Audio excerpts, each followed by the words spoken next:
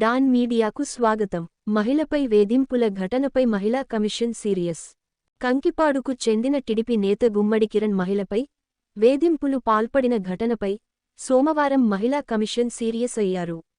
ఈ ఘటనను సుమోటోగా స్వీకరించింది.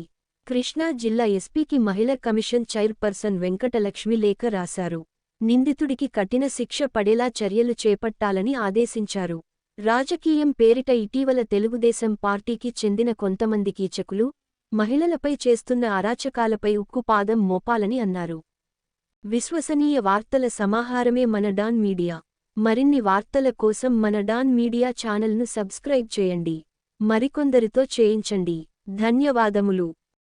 కంకిపాడుకు చెందిన పెనమలూరు నియోజకవర్గంలో టీడీపీ అనుచరుడు, బోడే ప్రసాద్ అనుచరుడు, అదేవిధంగా పార్థసారథి అనుచరుడు అయినటువంటి కిరణ్ అనే వ్యక్తి ఒక మహిళ పట్ల అసభ్యంగా ప్రవర్తించిన తీరు సోషల్ మీడియా మాధ్యమాల ద్వారా చూసి మహిళా కమిషన్ దీన్ని సుమోటోగా స్వీకరించడం జరిగింది. ఈరోజు ఎస్పీ గారికి కూడా మేము మెయిల్ చేయటం జరిగింది. అలాంటి వ్యక్తుల మీద చర్యలు తీసుకోవాలని కోరడం జరిగింది.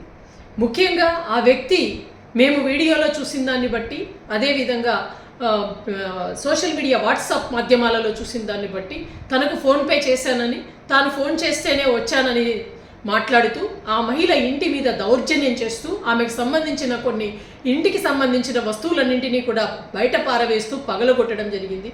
అదేవిధంగా ఆమె పట్ల ఒక సెక్సువల్ హరాస్మెంట్, ఏ విధంగా అయితే అసభ్యకరమైన మాటలు మాట్లాడుతూ ఆమెను నిజంగా అనరాని మాటలు మాట్లాడుతున్న తీరు నిజంగా మహిళా కమిషన్ ఖండిస్తోంది. ఇలాంటి రాజకీయాలలో ఉన్న వ్యక్తులు, రాజకీయ నాయకుల అండదండలు చూసుకొని ఒక కీచకులలాగా మహిళల పట్ల ప్రవర్తిస్తున్న తీరు ఆక్షేపణీయం.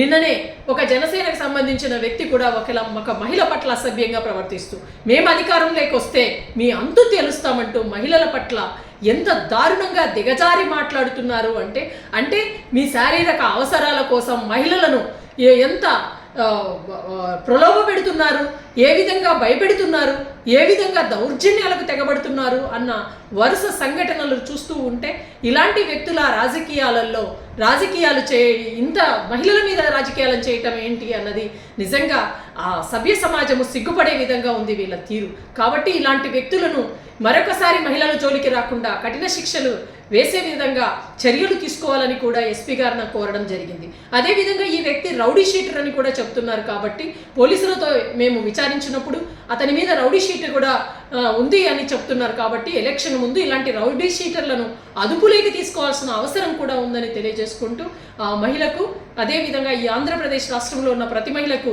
అండగా ఉంటుంది మహిళా కమిషన్. మీకు ఎటువంటి ఆపద కలిగినా సరే ధైర్యంగా ముందుకు రండి. అలాంటి కీచకులతో పోరాడే విధంగా మీకు సహాయంగా మహిళా కమిషన్ ఉంటుందని తెలియజేసుకుంటారు.